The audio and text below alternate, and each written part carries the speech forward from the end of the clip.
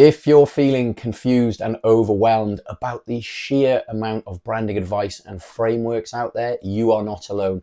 I'm confused too, and I've been working in this field for over 15 years. Today, we're going to look at why there is so much conflicting information out there and what, as a brand owner or a founder, you can do about it. So let's first start with the why. And I think the reason for all this conflicting information ultimately boils down to three main factors. So let's look at each in turn. I think a lot of people who work in design and branding often feel that their work is undervalued. Now, I've certainly felt this in the past, and I've joked many times in my career that if you had a plumber around your house, at no point would you stand over their shoulder and start dictating how the pipes should be fitted. But this is exactly how many people approach feeding back on branding projects. Suddenly everyone's an expert, and that hard-won experience seems to count for nothing. And look, I'm not saying that there shouldn't be a healthy back and forth in a relationship like that between a branding studio or an agency and a client. There absolutely should. But I do think that this feeling of being undervalued creates an environment where the industry as a whole has overcomplicated things, because big, complicated processes and meaty looking frameworks must mean value, right? And this actually feeds directly into what is, I think, the second issue. I think ultimately this is exactly where it's just about making things look pretty perception comes from. Because in branding and any form of visual communication, the best work often looks effortless. That's literally what makes it so good. The problem is that when something looks effortless, we can wrongly assume that it was also easy to do, which couldn't be further from the truth. It's actually really, really hard to create work like that. There are no shortcuts. It only comes about from a really deep amount of market research, of thinking time, and of gaining real clarity. And the third factor at play is that everyone is marketing their own process or framework as the only or the best or the right way to go about things.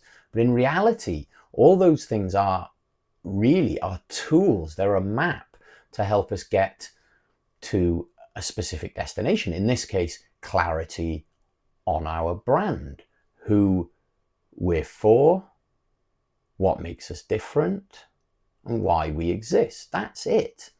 And just like a real map, there are many different valid routes to end up at the same place. And this creates overwhelm for founders. There's just too much input. Everyone is claiming certainty, but there's no consistency. And this creates paralysis, second guessing, constant tweaking, all of which are enemies of the real goal, which is clarity. And it's a little bit like the diet industry, where the problem isn't lack of information, it's too much conflicting information. But unfortunately, unlike the diet industry, branding doesn't have one biologically correct answer to fall back on. And that makes the noise feel even worse.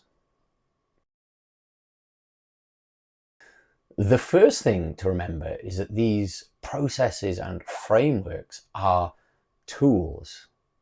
They're not a magic bullet. They don't have some universal truth attached to them. They are simply tools to help us get clarity on the kind of brand that we're trying to build. It's as simple as that. So if you are engaging with some branding related content or trying to work through a process or a framework and it isn't resonating with you, if it isn't helping you get clarity, if it doesn't feel like it's simplifying things, then leave it behind. That's okay. There are so many frameworks out there. Find one that works for you. If you're a visual person, find a visual-led framework or process. If you're more of a words person, there are plenty of language-led processes that you can follow. Just remember, the ultimate goal is to get clarity on who you are, what makes you different, and why you exist. And then to help you implement a plan that allows you to stay true to those things. And I spoke recently in my brand strategy video about the importance of sticking to your plan. So you can check that out too for some extra information and tips on how to do that. So remember, branding isn't confusing because it's actually difficult or complicated. It's confusing because the industry has marketed complexity as value. And all you really need is a method that works for you, that helps you think clearly about your brand. Now, if this has helped cut through some of the noise for you, please do give this video a like. It really does help more than you'd realize. And YouTube thinks that this video here is the most relevant one for you to watch next. So I'll see you over there.